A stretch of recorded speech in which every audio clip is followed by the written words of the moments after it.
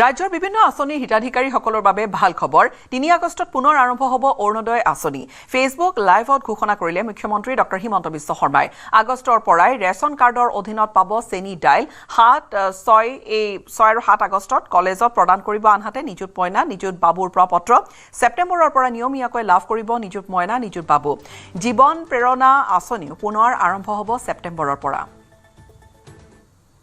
আমি নিৰ্বাচনৰ আগতে যিবিলাক জনদৰদী কল্যাণকামী আঁচনি হাতত লৈছিলো বাজেটৰ কাৰণে আঁচনিবোৰ মাজত দুটামাহ আমি কৰিব পৰা নাছিলো তাক পুনৰ আৰম্ভ কৰাৰ বিষয়েও আমি এইবাৰ বাজেটত উল্লেখ কৰিছো অহা ৩ আগষ্টৰ পৰা আমি অৰুণোদয় আঁচনি পুনৰ আৰম্ভ কৰিম সিদিনাখন প্ৰতিখন পঞ্চায়ততে আমি সৰুকৈ এখন সভা অনুষ্ঠিত কৰিম আৰু অৰুণোদয় আঁচনিৰ প্ৰথমটো কিস্তি নতুন চৰকাৰৰ আমি প্ৰদান কৰিম ঠিক তেনেকৈ 6 আৰু 7 আগষ্ট তাৰিখে ইতিমধ্যে আমাৰ কলেজসমূহত নামভৰ্তিৰ প্ৰক্ৰিয়া সম্পূৰ্ণ হৈছে আমি কলেজসমূহত 6 আৰু 7 তাৰিখে নিযুত মইনা আৰু নিযুত বাবু আঁচনিৰ প্ৰপত্ৰ বিতৰণ কৰিম এই প্ৰপত্ৰসমূহ আমাৰ ছাত্ৰ ছাত্ৰীসকলে ভাগিনসকলে পূৰণ কৰিব আৰু প্ৰপত্ৰসমূহ আমাক নিৰ্ধাৰিত সময়ত উভতাই দিব যাতে আমি ছেপ্টেম্বৰ মাহৰ পৰা নিযুত মইনা আৰু নিযুত বাবু আঁচনি ৰাইজক বিশেষকৈ আমাৰ ভাগিনসকলক আমি নিয়মিতভাৱে যাতে দিয়াৰ প্ৰক্ৰিয়া আমি আৰম্ভ কৰিব পাৰো ইয়াৰ লগতে আগষ্ট মাহৰ পৰাই আমি কম মূল্যত যি চাউলৰ লগত চেনি বা দালি যোগান ধৰিছিলো সেই যোগানৰ প্ৰক্ৰিয়াও আমি আগষ্ট মাহত আৰম্ভ কৰিম ঠিক তেনেকৈ স্নাতক ডিগ্ৰী পাছ কৰাৰ পিছত এবছৰৰ বাবে আমি যি জীৱন প্ৰেৰণা আঁচনি দিয়াৰ আমি প্ৰস্তাৱ কৰিছিলো দুমাহমান ছাত্ৰ ছাত্ৰীসকলে পাইছিলে বাজেট নোহোৱাৰ কাৰণে বন্ধ হৈ আছিল এই জীৱন প্ৰেৰণাও আমি পুনৰ ছেপ্টেম্বৰ মাহৰ পৰা দিয়া আৰম্ভ কৰিম 25 ডিচেম্বৰত আৰম্ভ হ'ব মিছন বসুন্ধৰা 4 মিছন বসুন্ধৰা সম্পৰ্কে পৰামৰ্শ ল'বলৈ এটা পোৰ্টেল খোলা হ'ব পোৰ্টেলত ৰাইজে জনাব পাৰিব অসুবিধা আৰু পৰামৰ্শ মৰাণ মটকক বনভূমিৰ মাটি দিয়াৰ সন্দৰ্ভত চিন্তা চৰ্চা কৰা হৈছে জনালে মুখ্যমন্ত্ৰীয়ে মিছন বসুন্ধৰাৰ জৰিয়তে উপকৃত হৈছে 10 লাখৰো অধিক পৰিয়াল 25 ডিচেম্বৰৰ পৰা বসুন্ধৰা 4 আৰম্ভ কৰিম এই কেইটা দিনত আমাৰ যিসকলে বিভিন্ন ধৰণৰ ভূমিৰ সমস্যা ভোগ কৰি আছে যাৰ কাৰণে বাৰে বাৰে তেওঁলোকে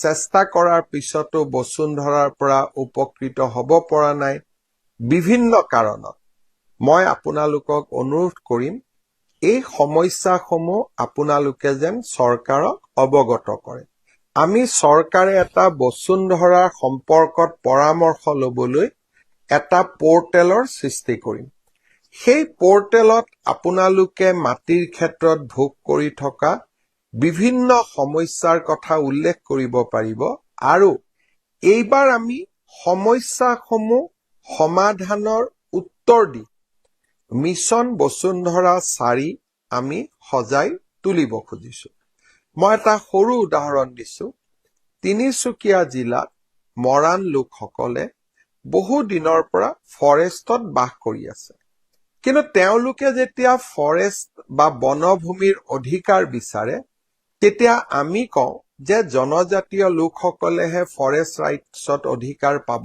পাৰে গতিকে আপোনালোকে এই ভূমিৰ অধিকাৰ নাপাব এতিয়া আমি চেষ্টা নিশ্চিতভাৱে কৰিব পাৰো যে অসমৰ আদিম জনগোষ্ঠী হিচাপে কেনেকে মৰাণ মটককো আমি বনভূমিত মাটিৰ অধিকাৰ দিব পাৰো এই সমস্যাবিলাক মই আগতে নাজানিছিলো যেতিয়া বসুন্ধৰা 1 2 3 কৰিলো এনেকে নতুন নতুন সমস্যাবোৰ আমাৰ সন্মুখলৈকে আহি থাকিলে আৰু আমি সমস্যাবিলাক সমাধানৰ ৰাস্তা উলিয়ালো, কিছু উলিয়াব পৰা নাই আৰু তাৰ বাবে আমি বসুন্ধৰা 4 লৈ আপোনালোকৰ মাজলৈ আহিম যাতে আৰু বহুত সমস্যা সমাধান হয়। অৱশ্যে যতে সমস্যাৰ সমাধান হয় তাত নতুন সমস্যাৰো সৃষ্টি হয়। তাৰ মাজতে আমি আমাৰ দায়িত্ব পালন কৰি গৈ থাকিব লাগিব। ডবকাত চিনেমাৰ ষ্টাইলত বাইক ষ্টাণ্ট কৰা যুৱকক কৰায়ত্ব। ধৃত যুৱকজন লংকাৰ 6 নম্বৰ ৱাৰ্ডৰ সানী দত্ত। 13 জুলাইত ডবকাৰ ৰাজপথত চলাইছিল বাইক আৰু বাইক চলোৱাই নহয়, ষ্টাণ্টটো দেখুৱাইছিল। বাইকৰ সন্মুখত উঠাই লৈছিল অৰুণাচল প্ৰদেশৰ এগৰাকী যুৱতী। হেলমেট নোহোৱাকৈ বাইকত যুৱতীক উঠাই বিপদজনকভাৱে বাইকখন চলাই গৈছিল, বাইক ষ্টাণ্ট দেখুৱাইছিল। ষ্টাণ্টৰ ভিডিঅ' বিয়পি পৰিছিল সকলোৰে ছ'চিয়েল মিডিয়াই আৰু প্ৰায় ছ'চিয়েল মিডিয়াত ভাইৰেল হৈ পৰা এই ধৰণৰ দৃশ্য চৰ্চালৈ আহে বৰ্তমান লংকা আৰক্ষীৰ জিম্মাত সানী দত্ত।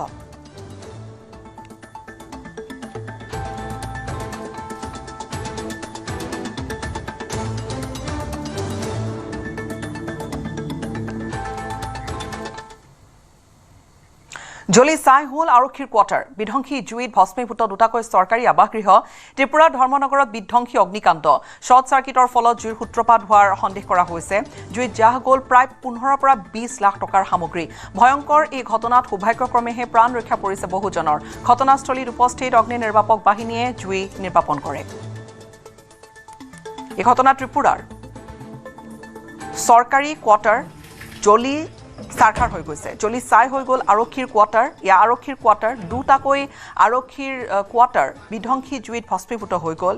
এই দুয়োটা চৰকাৰী আৱাসগৃহ ত্ৰিপুৰাৰ ধৰ্মনগৰত বিধ্বংসী অগ্নিকাণ্ড। শ্বৰ্ট চাৰ্কিটৰ ফলত জুইৰ সূত্ৰপাত হোৱাৰ সন্দেহ কৰা হৈছে। জুইত জাহ গ'ল প্ৰায় 15-20 লাখ টকাৰ সামগ্ৰী আৰু ভয়ংকৰ ঘটনাত সৌভাগ্যক্ৰমে প্ৰাণ ৰক্ষা পৰিছে বহুজনৰ। ঘটনাস্থলীত উপস্থিত অগ্নি নিৰ্বাপক বাহিনীৰ লোক আৰু তেওঁলোকে জুই নিৰ্বাপন কৰে। 20 নাগাদ আমরা ডিউটিতে এসে হঠাৎ করে দেখতে পেলাম যে থানার কোয়ার্টারের মধ্যে আগুন লেগেছে। একটা লোক এসে আমাদের খবর দিয়েছে যে আগুন লেগেছে। যথারীতি আমরা সঙ্গে সঙ্গে যাই, গিয়ে আমরা আগুনটাকে এস্টিমেট করি। দুটা কোয়ার্টার লেগেছে আর কি। ইলেকট্রিক শর্ট সার্কিটের হয়েছে, ক্ষয়ক্ষতি অনেক ক্ষয়ক্ষতি হবে। এটা কালকে ইনভেস্টিগেশন করে বলতে ইনভেস্টিগেশন করা আছে। ধারণা করা হচ্ছে কারেন্টের short circuit, electric short circuit. গন্ধ পাই একবার বাড়িয়ে দেখছি এখানে তাই তার নাম হচ্ছে রবিনা চাকমা। তাই মাঝে মধ্যে আগুন টাগুন জ্বালায়, কাগজ টাগজ জ্বালায়। গন্ধ পাই একে দেখি আগুনও জ্বালাইছে না, কোনো কিছু না। এরপরে আমি না কিছু তো নাই। এরপরে আমি আমার খেলা দেখতেছি। খেলা দেখা প্রায় আধা ঘন্টা বলবো, তখন বেশি আরও গন্ধ পাইতেছে। কই না আমি দেখি কিচ্ছু হয়েছিল, কইয়া গিয়ে দেখি ওই ঘরে আগুন জ্বলতেছে জানলা দিয়ে। তখন আমার দিদিরা কইছে যাও তাড়াতাড়ি তুমি ফায়ার সার্ভিসে যাও করে টাইমে চিলে গেছে। তারপরে তো ফায়ার সার্ভিস আইয়া আগুন টাগুন নিভেলে আসে। ঘরের কি কন্ডিশন বর্তমানে? ঘরের কন্ডিশন তো খুব খারাপ। ঘরের একটু জিনিসও নাই, পুরা জ্বলে ছাই হয়ে গেছে। এটা কি থানার কোয়ার্টার? হ্যাঁ, এটা দমনগর থানা কোয়ার্টার। এই মুহূৰ্তলৈকে অসমৰ কোনো মথাউৰি ভঙা